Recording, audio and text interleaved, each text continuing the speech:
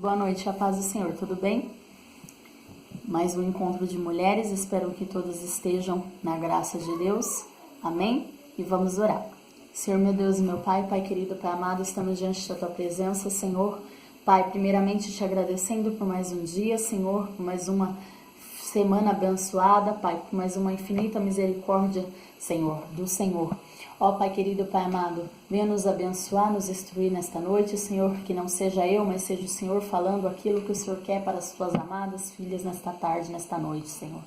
Pai, venha nos dar direção, venha nos dar consolo, venha nos dar resposta, venha nos dar refrigério, Pai. Ó Senhor, que a sua palavra possa, Senhor, ser como um aguilhão na nossa alma, no nosso coração, Senhor. Abre os nossos ouvidos espirituais, Pai, nesta tarde, para que possamos ouvir, Pai, para que possamos absorver os teus ensinamentos, Pai. Fale comigo primeiramente e assim fale com as suas amadas, Pai. Desde já apresento a minha vida, Senhor, nas tuas mãos. Apresento a vida da Pamela, Senhor, a vida da Regina, a vida da Zuleide, a vida da Vânia, a vida da Gé, a vida da Dora, Senhor, a vida da Esmeralda, a vida, Senhor, da Renata, ó Senhor, a vida, Senhor, da Elaine, da Elane, ó Senhor, a vida, Senhor, da Regina, não sei se eu já citei, Pai, mas apresento a vida da Thaís, da Gabi, Senhor, nas tuas mãos, apresento a vida de cada uma, Senhor, nas tuas mãos, Pai. Venha, Senhor, nos falar, venha nos direcionar, apresento a vida da Joelma, da Lourdes, Senhor. Ó, Pai, opera grandemente, Senhor. Venha falar conosco nesta noite, Senhor, fala ao teu coração, ao nosso coração, Senhor. Nos transmite aquilo que o Senhor quer nos ensinar nesta noite. Em nome do Pai, do Filho e do Espírito Santo. Amém?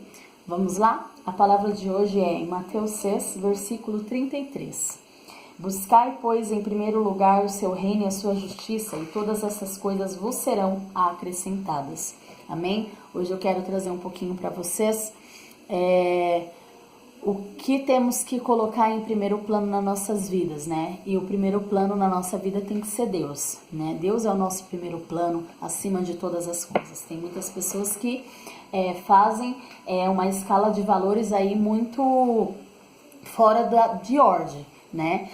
Coloca às vezes família, trabalho, suas prioridades pessoais acima de Deus, né? E não pode. Deus tem que ser o nosso primeiro plano, né? A nossa base, né? Tem que ser Deus, né? Então, eu separei aqui um versículo base sobre isso que se encontra em Marcos 12, 28, 31, amém?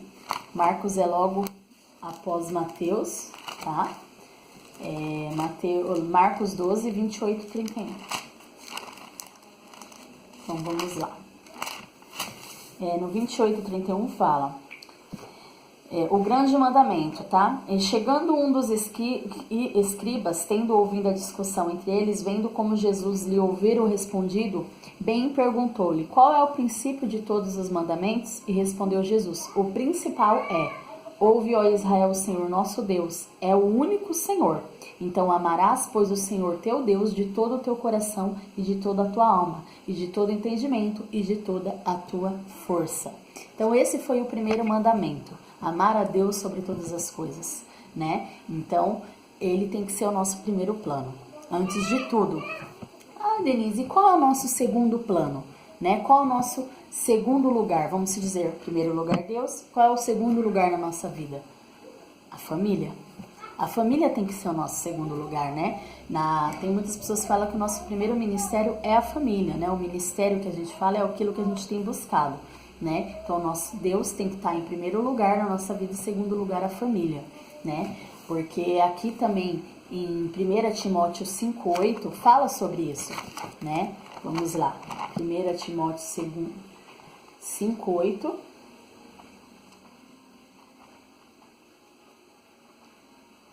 Timóteo 5:8. Timóteo fica depois de Tessalonicenses, tá bom? É no Novo Testamento. Coríntios, passa Coríntios ali, Efésios, Tessalonicenses, 1 Timóteo, tá? Então, 1 Timóteo 5:8 fala: ora, se alguém não tem cuidado dos seus, especialmente dos que têm cuidado da sua própria casa, tem negado a fé, e o pior é o que é o descrente.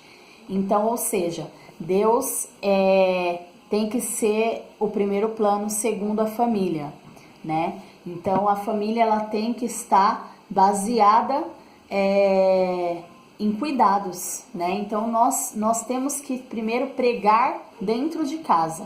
Nós primeiro temos que pregar para os nossos filhos, para o nosso marido. Se a nossa família não estiver estruturada, baseada em Deus espiritualmente, como é que podemos assim mostrar para as pessoas o que é certo, o que é errado, ou dar uma direção para as pessoas? Então, o nosso segundo plano tem que ser a família. Então, a gente tem que estar baseado na palavra, né? Os nossos ensinamentos têm que estar dentro da palavra. Amém? Então, a gente tem que estar fazendo tudo conforme o mandamento de Deus. Então, e aí a gente tem que ser o segundo plano nosso, a família.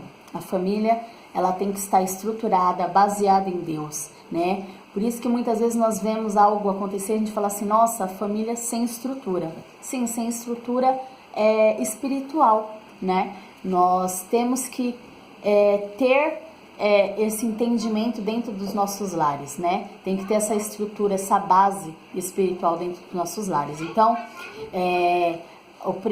a primeira coisa que nós temos que fazer antes de profetizar na vida de outras pessoas, nós temos que profetizar dentro da nossa vida, dentro da nossa família. Então, a gente tem que sempre profetizar dentro da nossa casa, falar dentro da nossa casa, ensinar dentro da nossa casa. Isso serve para mim primeiramente, por isso que eu quis trazer essa palavra, porque fala muito comigo. Então fala comigo primeiramente, e depois assim eu passo para a igreja, né? Nós temos que primeiro vivenciar a palavra para depois nós falarmos para a igreja. Então esse é o nosso segundo ministério, né? O nosso segundo lugar nas nossas vidas. Amém? E aqui o versículo falou bem certo, né? Que aquele que não cuidar da sua família, que não tratar da sua família, ele é rejeitado por Deus. Que, ou seja, a nossa família tem que estar bem cuidada, bem tratada. Jamais a gente vai deixar nossos filhos sem comer para ir congregar. Não podemos. Nós temos que deixar a nossa casa em ordem para assim podemos fazer as nossas coisas, né? Sucessivamente. Amém? E o nosso terceiro plano? Nosso terceiro plano tem que ser o trabalho. Nossa, o trabalho. Sim, o trabalho. Por quê? Porque o trabalho é o nosso sustento, né? Muitas pessoas, elas colocam o trabalho em primeiro plano, que é o errado, né? Trabalham demais pelo dinheiro, porque acha que o dinheiro vai comprar tudo, ou porque é pela sobrevivência, né? E é o errado, né? E muitos colocam também o trabalho em último plano, que também é errado. Então, ela tem que estar tudo coligado, né? Primeiro plano Deus, segundo família, terceiro trabalho. E o trabalho tem que ser buscado, não pode ser tirado de ninguém, né? Não pode ser roubado nada de ninguém, sim buscado, ser trabalhado pelas nossas mãos, pelo nosso sustento, aquilo que nós buscamos. Amém? E o versículo base do trabalho é 2 Tessalonicenses, um pouquinho antes de Timóteo, como eu já tinha falado. Então, 2 Tessalonicenses 3, 10, 12. Amém? 3, versículo do 10 ao 12.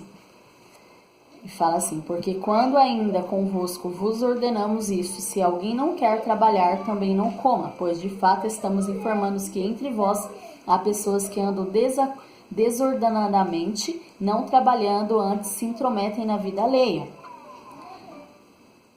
Amém? Não, 12. A elas, porém, determinamos e extornamos e no Senhor Jesus Cristo, que trabalhando tranquilamente comam do seu próprio pão. Amém? Então, essa é uma ordenança. Amém? E qual é o último plano da nossa vida? O trabalho, a igreja. Por que a igreja? Nossa, mas a igreja, depois de todos, tem que ser a igreja? Sim. Por quê? Porque Deus é o primeiro plano. Pessoas confundem igreja e Deus. Igreja é a comunhão. Igreja é ali estarmos, adorarmos. É um templo, né? Então, é aquilo que nós cuidamos. Só que também a igreja somos nós. Então, é o nosso cuidado, né? O nosso sustento. Tudo isso é uma base, né? Então, o lugar igreja, quando a gente fala, é aquele lugar onde nós vamos buscar, nós vamos adorar. Então, nós temos que colocar em quarto lugar, a igreja. Amém? O versículo base que eu escolhi aqui foi em Hebreus 10, 25. Não reparem, porque meu bebê está chorando, porque ele está me chamando. Hebreus 10, 25, que fala assim: não deixemos de congregar-nos, como é de costume de alguns, antes façamos admoestações e tanto mais quanto vedes o dia que se aproxima. Amém? O que fala com isso? Porque o trabalho, a igreja, a família, Deus, né, tem que ter os planos certos, né, as prioridades na nossa vida. Por que tem que ter a igreja também, né, colocar como uma prioridade? Sim, tem que ter uma prioridade. Por quê? Porque muitas vezes as pessoas abrem mão, né, de congregar, de estar na sua igreja, no seu ministério, né, para saciar a sua vontade, né? Vamos hoje assistir um filme, só que aquele dia é o dia da gente ir na igreja. Aí o que a gente faz? Abre mão de ir adorar a Deus, de buscar a Deus em comunhão, para a gente poder ir assistir o filme. E não é o certo, né? Nós temos que colocar sempre Deus primeiro plano, segundo família, terceiro trabalho, quarto a igreja. Então tudo é uma base, segue uma ordem, amém? Há uma ordenança. Tem pessoas fazendo as coisas em desordenança, tudo ao contrário. Então hoje eu quis ensinar para vocês o que nós temos que prosseguir, o que seguir, né, na nossa vida. Eu creio que falou ao meu coração e creio que falou ao seu coração também, né? Isso é o que Deus colocou no meu coração no dia de hoje, né? Que é buscar a Deus primeiro o reino dos céus, né? Buscar a Deus primeiramente, para que as outras coisas vos serão acrescentadas. Lembrando que é em Mateus 6, versículo 33. Foi a base do nosso ensinamento de hoje. Amém? E por que buscar a Deus em primeiro lugar? Sim, porque nós temos Deus, é o suficiente, né? É o suficiente para tudo, né? Deus, ele, estando na nossa vida, estando no barco, todas as coisas é acrescentada, sucessivamente, né? Vai ser consequências daquilo que nós buscamos, correto? Não é bem a palavra que eu queria usar, mas, ou seja, buscando a Deus em primeiro lugar, assim as outras coisas vêm, né, se achegando. Ou seja, a nossa família, quem busca uma família, um casamento, um namoro, né, assim o nosso trabalho, uma porta de emprego abençoada, ou que Deus abençoe a porta de emprego que você já tem, e assim um ministério, né, a igreja, o nosso ministerial, o nosso projeto ministerial, né? Porque muitas vezes nós estamos na igreja e não sabemos para que viemos, para que estamos na igreja, para que servimos, né? Que ministério, qual é o meu chamado? Então isso tem que ser buscado, isso tem que ser estimulado. E como é que a gente estimula? Buscando a Deus, orando, né? Se entregando a Ele, tendo intimidade com o Pai. Amém? Então essa foi a palavra de hoje, espero que tenha falado ao seu coração. E como de costume, eu vou louvar para vocês. Amém? Hoje Deus tocou no meu coração de um louvor que fala muito a minha alma, e eu creio que vai falar o coração de vocês, né? Porque nós mulheres, nós precisamos sempre colocar em direção, né? Tudo na nossa vida tem que ser em escalas, tem que ser preparado. Muitas vezes nós nos encontramos tão cansadas, né? A gente se encontra incansáveis, né? Muitas vezes na presença de Deus, sim, também, né? Em casamento, filhos, vida, cotidiano, né? O nosso dia a dia é muito cansativo, mas Deus, Ele irriga nossas forças nesta noite, Ele nos dá sabedoria, nos dá força, nos dá um projeto de vida nova, né? E que essa noite Deus venha falar ao seu coração. Amém? Vamos lá?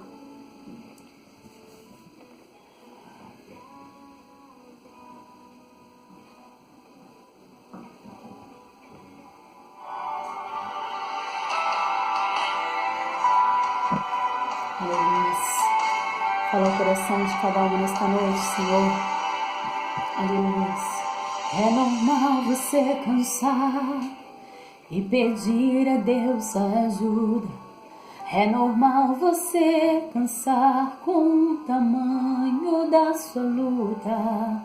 Você é de carne e osso e parece ser tão frágil. Mas você não sabe a força que tem dentro deste vaso. Resistência é seu nome e seu sobrenome é fé. Não tem aparência, mas o que está por dentro é o que te põe de pé. Sua essência é tão rara e o perfume que exala é das duras e amargas provas que passou. Incansável você se tornou. Tem mais força a cada luta, tem mais coragem para ir além. Tem mais desafio nessa caminhada, mas se tem Deus nunca vai lhe faltar nada. Tem mais unção, tem mais poder, tem mais vitória. Quem foi que disse que é o final da sua história? E essa lágrima nos olhos ele está enxugando. Deixou tudo nas mãos dele que ele está cuidando. Aleluia. Que Deus fale ao seu coração, Zuleide. Que Deus fale ao seu coração, Gé. Que Deus fale ao teu coração, Pâmela, Lourdes, Joelma, Regina.